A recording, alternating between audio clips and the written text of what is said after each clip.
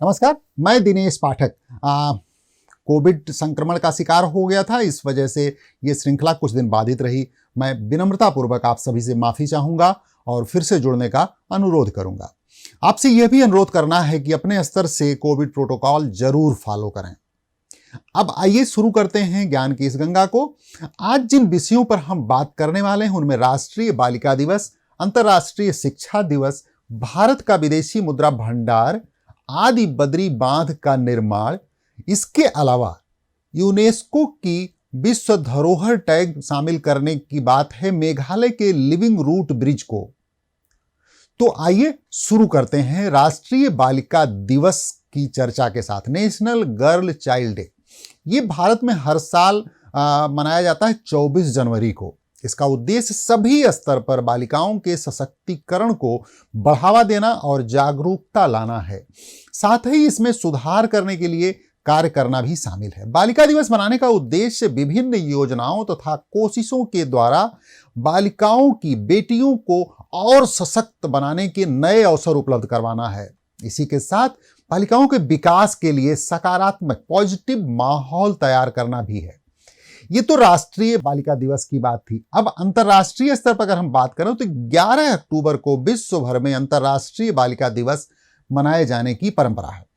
इसका उद्देश्य भी बालिकाओं के अधिकारों के बारे में उन्हें जागरूक करना है। उनको उद्देश्य है कि उनको शिक्षा, पोषण, स्वास्थ्य सुविधा, कानूनी अधिकार, भेदभाव और अतिरिक्त संरक्षण उपलब्ध करवाना है। अंतर्राष्ट्रीय बालिका दिवस की घोषणा संयुक्त राष्ट्र संघ ने की थी।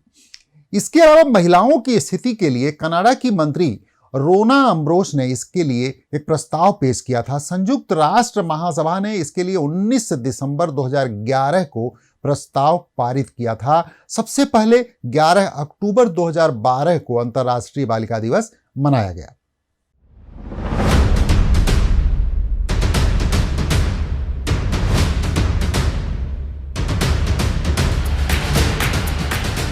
आपका जज्बा,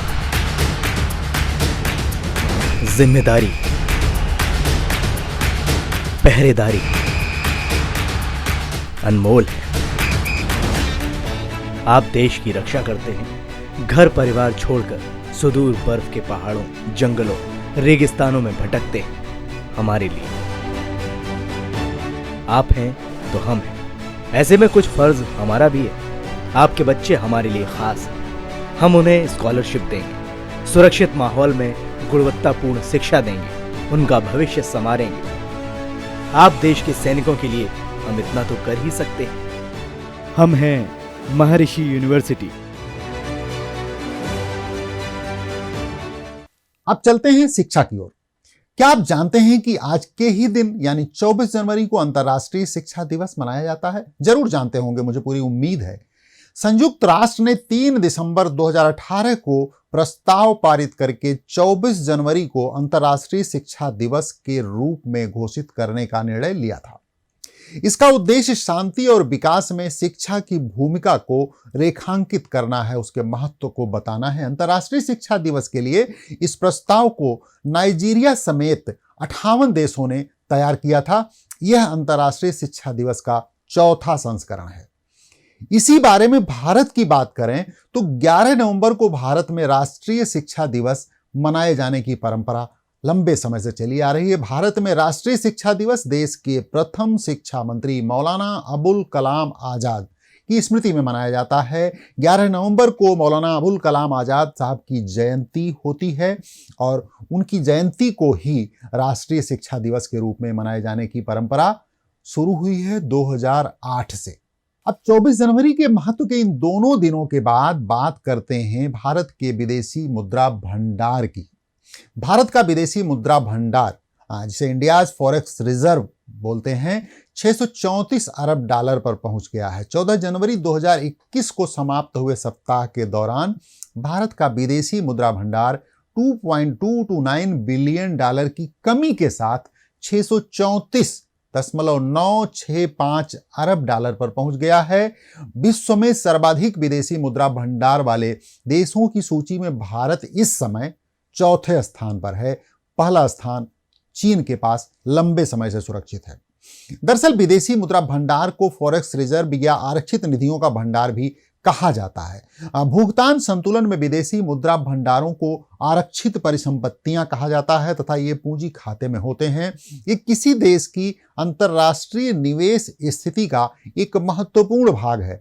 इसमें केवल विदेशी रुपए, विदेशी बैंकों की जमाओं, विदेशी ट्रेजरी बिल और अल्पकालिक अथवा दीर्घकालिक सरकारी परिसंपत्तियों को शामिल किए जाने की व्यवस्था है। लेकिन इसमें विशेष आहरण अधिकारों, सोने के भंडारों और अंतर्राष्ट्रीय मुद्रा कोष की भंडार स्थितियों को शामिल किया जाता है। इसे आधिकारिक अंतर्राष्ट्रीय भंडार अथवा अंतर्राष्ट्रीय भंडार की संज्ञा देना ज्यादा उचित होगा। अपने ही देश की बात करते हुए अब आदि बद्री बांध की बारे में जानकारी हासिल करते हैं। हिमाचल प्रदेश और हरियाणा सरकारों ने मिलकर आदि बद्री बांध का निर्माण करने का फैसला किया है। 21 जनवरी 2022 को हरियाणा और हिमाचल प्रदेश की सरकारों ने यमुनानगर जिले में आदि बद्री में एक बांध बनाने के लिए एक समझौते पर हस्ताक्षर किए हैं। आदि बद्री बांध पौराणिक सरस्वती नदी का कायाकल्प करेगा। यह हरियाणा में हिमाचल प्रदेश की सीमा के पास स्थित है। इस स्थान को नदी का उद्गम स्थल भी माना जाता है। सरस्वती नदी के जीर्णोद्धार से धार्मिक मान्यताओं को भी पुनर्जीवित किया जा सकेगा। इस क्षेत्र को तीर्थ स्थल के रूप में भी विकसित करने का इरादा है। हिमाचल प्रदेश में 31.66 हेक्टेयर भूमि पर बांध बनाया जाएगा। इसकी चौड़ाई 101.06 मीटर और ऊंचाई 20.5 मीटर रखी जानी तय हुई है। इस परियोजना की कुल लागत 215.33 करोड़ रुपए है। आदि बद्री बांध को सोम नदी से भी पानी मिलेगा, जो यमुनानगर में आदि बद्री के पास यमुना नदी में गिरती है। इस बांध की क्षमता हर साल 224.58 हेक्टेयर मीटर पानी की होगी। इसमें से हिमाचल प्रदेश और हरियाणा को 61.88 हेक्टेयर पानी मिलेगा, जबकि शेष सरस्वती नदी में प्रवाहित किया जाएगा। आदि बद्री बांध सरस्वती नदी को पुनर्जीवित करने और भूजल स्तर को बढ़ाने के उद्देश्य से बनाया जाना तय हुआ है। यह बांध अत्यधिक वर्षा से उत्पन्न बाढ़ की स्थिति से निपटने में भी मददगार होगा। इस बांध के पास एक झील भी बनाई जा रही है, जिससे पर्यटन को बढ़ावा मिलने की संभावना है। सरस्वती नदी के पुनरुद्धार पर शोध 1986-87 में शुरू हुआ था। यमुनानगर के आदि बद्री से यह अनुसंधान शुरू हुआ और कच्छ तक पहुंच गया। सरस्वती नदी पर अनुसंधान कुरुक्षेत्र विश्वविद्यालय और हरियाणा सरस्वती विरासत विकास बोर्ड द्वारा किया जा रहा है। भारत ने मेघालय लिविंग रूट ब्रिज के लिए यूनेस्को की विश्व धरोहर टैग की मांग की है। लिविंग रूट ब्रिज छोटी धाराओं पर बने हुए सस्पेंशन ब्रिज हैं। वे जीवित पौधों की जड़ों का उपयोग करके बनाए जाते हैं। ये रूट ब्रिज मेघालय में बहुत आम हैं। वे हाथ से बने हुए हैं।